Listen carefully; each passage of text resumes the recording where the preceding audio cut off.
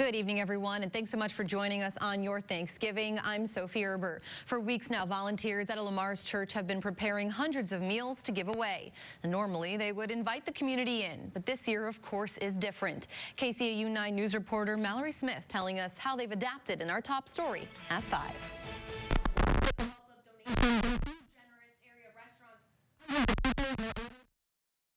16 years, the Rejoice Church has been handing out home-cooked Thanksgiving meals, along with bags with food from restaurants who donated to the church. This year, due to COVID, people were instructed to drive up to the church, where volunteers then handed them warm meals through the car window. Those who were unable to make the drive had the opportunity to have the free meal delivered to their door. It's even hard, to even have an opportunity to share a meal with somebody. So just the fact that we can provide that. I know we can't dine with them in person, but hopefully the great thing is just to give people hope. Roughly 600 people were served today. Volunteers telling us how happy it made them to help out. Kind of just makes me have a little bit of joy inside. I love that I can give back to the community and stuff. And this is kind of my heart. I love doing this type of stuff, so I guess I just love it. I just feel so humbly thankful that we can be here to do this in a year like this. And we're just amazed at the numbers of people that we have. 55 total turkeys were prepared. About 30 people were there to help make it all happen. If you'd like to help and you didn't have the chance to participate for this meal, you can still donate to the Rejoice Church. They'll be serving the community throughout the holiday season. Mallory Smith, KCAU 9 News. All right, thanks, Mallory. And the Gospel Mission also making sure those in need have a hot meal on this Thanksgiving. KCAU 9 News reporter Lydia Vasquez joining us live now from the mission. Lydia, how is everything there? Sophie, Thanksgiving dinner here is just beginning at the Gospel Mission. Now, in a normal year, anyone can come down to the mission and enjoy Thanksgiving together. But with COVID restrictions, only residents are allowed to eat inside. But outside, anyone can come and grab a hot meal to go. This Thanksgiving, only residents are eating inside, but the first meal today started at 11:30. Smoked turkey and sides for lunch. The executive director of the Gospel Mission says it saddens his heart that today can't be like normal years, but he says he hopes the mission can still make people feel good on this Thanksgiving. This is a special time of the year for the mission. It has been for 82 years. And we truly love to make Thanksgiving something special, okay, to let people know that they're special to us and to God, and that we truly care. Paul MAHAFFIE says volunteers usually pack the mission to help serve some of the residents, but the mission cannot allow them to because of social distancing guidelines. Coming up tonight at 10, I'll share what today means for some residents and why they're especially thankful to have a place to call home during the pandemic. Reporting live, Lydia Vasquez, KCAU 9 News. All right, thanks so much, Lydia. We'll see you at 10, and it's time now for our first check on the weather. Meteorologist Marcus Beasley standing by for us. Marcus, happy Thanksgiving, and we really couldn't ask for better weather. I'm told that in years past here we've had snow or ice on the ground, so at least we had some sun today and average temperatures. That's right. I remember last year there was snow on the ground from a snowstorm that moved through a few days prior, so we're not dealing with anything like that. Sunny skies and comfortable temperatures today, warming up into the upper 30s and lower 40s for most of us today. Recorded high temperatures of 41 in Sioux City, Lamar's, Orange City, as well as Storm Lake. 44 for your high temperature today in Spencer, 42 in Cherokee, 39 in Wayne, and 37 in Yankton, so a little bit cooler there to the west. Forecast lows tonight, they will drop down into the upper 20s throughout much of Siouxland, so a chilly night ahead of us with temperatures dropping down slightly below freezing, but tomorrow shaping up to be a nice day and Saturday even better. Details on that coming up in the 9 on 9. Sophie? All right, thanks so much, Marcus. In other news tonight, a mask mandate in one Siouxland community has officially gone into effect on this Thanksgiving. Norfolk City Council members passing that mask mandate unanimously. That was earlier this week. It does require everyone age 5 and older to wear a face covering when in public. The local hospital there is nearing capacity, and Nebraska currently ranks 5th in the nation with new COVID-19 cases. The mandate will remain in effect until February 16th. This unless the council decides to end it sooner. Those who violate that ordinance will receive a $25 fine from the Norfolk Police Department. And the spread of COVID-19 has been trending higher still on college campuses. The University of Iowa reporting 40 new cases among its student body and employees just yesterday, bringing the total to nearly 3,000 cases there. Iowa State's recent data showing 2,228 people on campus have tested positive. 23 students currently quarantining, and UNI reporting 70 new cases last week. That brings its total to 472. Many universities have ended their fall semesters early, or they will have their students learning remotely after Thanksgiving break. Taking a look now at the latest COVID-19 numbers here in Siouxland. Woodbury County health officials reporting 86 new cases in 24 hours, the county topping the 10,000 case mark. Now, the Nebraska Department of Health has not released any new data tonight. And to the north, South Dakota's Department of Health is taking the holiday. Tomorrow's update will include all unreported data from today, so the numbers might sound a little different. For the latest case numbers, you can always visit our website. That is SiouxlandProud.com. As we all count our blessings today, for many, our military men and women are among them. And now we're taking a moment to hear some special Thanksgiving messages from Siouxlanders who are deployed with the Army National Guard tonight. Hello, I am Sergeant Benjamin CRUTCHFIELD with the Bravo Troop 113 CAV from Boone, Iowa. I hope you all have a great Thanksgiving at home. And hello to my wife, Elizabeth, and my mom, Derek and Anson. I hope you have a great Thanksgiving as well. My name is David Lopez Campos from Bravo Troop 113 CAV. To all my friends in Sioux City and Chicago, I hope you have a happy Thanksgiving y felicidades.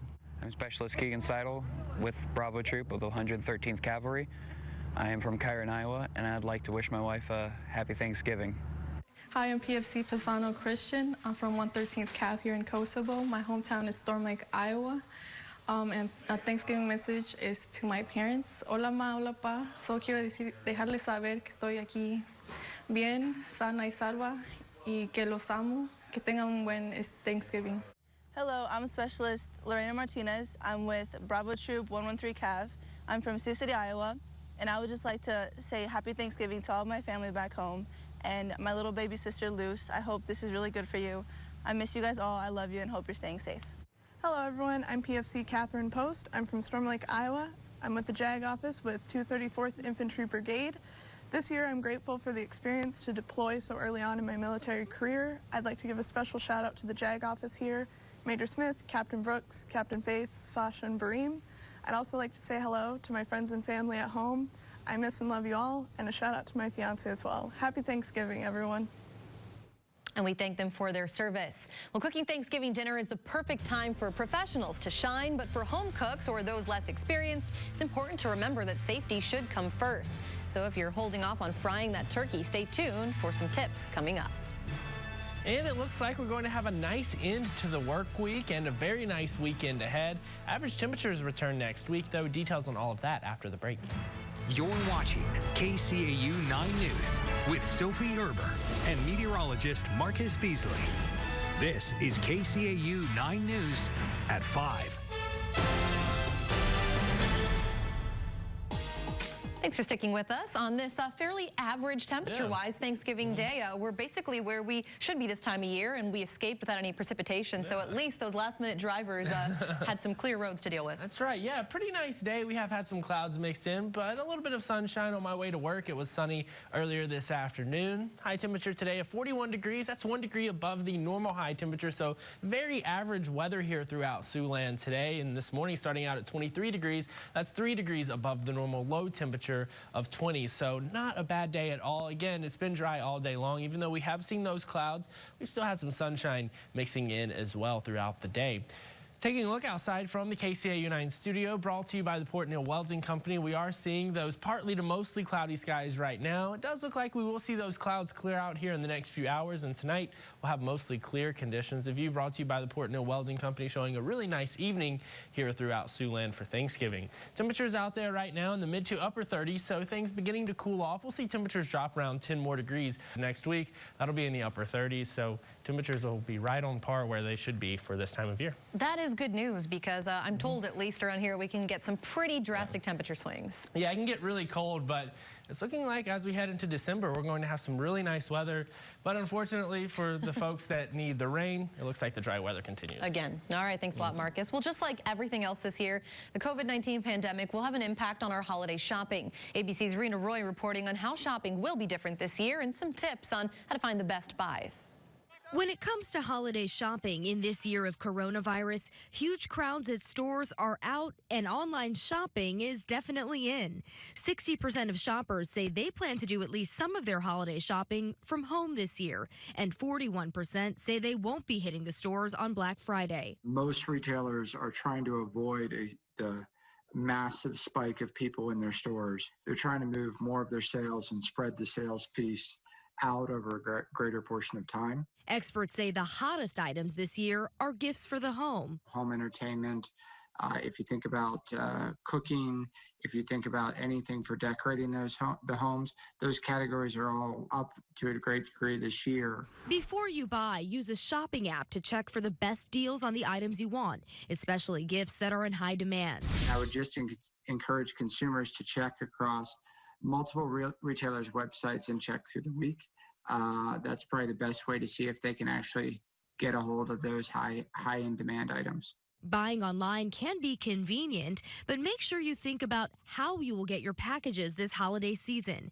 With shipping delays likely, consider curbside pickup instead of the mail. Either way, retailers want you to buy early this season. Retailers are really trying to get the orders earlier, as there's a very small window between Black Friday and Christmas, and they want to make sure that their orders are delivered on time and meeting customer expectations. Finally, to stay within your budget, Consumer Reports recommends making a list of things you want and need and what you want to spend and sticking to it. Rena Roy, ABC News, New York. At just 8 years old, he's a kid with a big heart. We'll introduce you now to a boy who's on quite the charitable mission. That story coming up. But first, having a safe Thanksgiving, more than avoiding COVID-19. Of course, safety while cooking, also of high importance, especially if you're boiling or frying a turkey. We'll share some tips to stay safe next. Welcome back. To have a safe Thanksgiving dinner, health experts this year providing some new guidelines to follow. They say wearing a mask makes everything safer, of course, and just taking it off when you're eating or drinking. Also avoid passing plates or sharing food. If you are hosting this year, be sure there is plenty of hand sanitizer and soap and clean towels for washing your hands. Now, experts say the best way to avoid COVID-19 transmission is by keeping the guest list smaller than in years past. Remember to keep tables and chairs at least 6 feet apart. Also, open windows and turn on fans to improve ventilation where you are hosting your dinner. Well, of course, Thanksgiving is a time for family, friends, and the food. But one of the more popular ways to cook a turkey, at least in the South, is also one of the most dangerous ways. Andrew Davis is on your side with this demonstration. This is the end of a turkey burn gone bad. Everybody loves the taste of a fried turkey and thinks it's a simple and easy way to have a Thanksgiving dinner. But you need to know some rules before you start cooking. The simple question we had, what happens if a frozen turkey goes into hot oil? With one small demonstration, we got our answer in the form of a large fireball. Fortunately, when you put the turkey into the oil, that ice that's frozen turns into water. The water causes expansion within the oil, which of course causes it to spill over the sides and reach the flame below, causing the fire that we're all trying to avoid. More than 1,600 cooking fires happen in the United States every year, making this the most dangerous holiday of them all. And turkey fires average 5 deaths, 60 injuries, and $15 million in property damage. Some of that just because people don't know what to do if a fire breaks out. That oil and water don't mix, so in the event of a fire, water on a oil fire does not at all help. In fact, quite frankly, it'll make it very much worse. Not wearing gloves, and people don't realize how hot you know, this is 375 degrees, and so steam is coming off there as soon as the moisture from that bird hits. 200 plus degrees steam burns your hand, you let go of it, and that's when the bird goes in and splashes and people get hurt. And having that fire extinguisher at the ready will help, as will slowing down, whether it's when you lower the bird into the hot oil or taking a few minutes in advance to make sure everything, not just your seasoning, is just right. Take 5 minutes before you cook.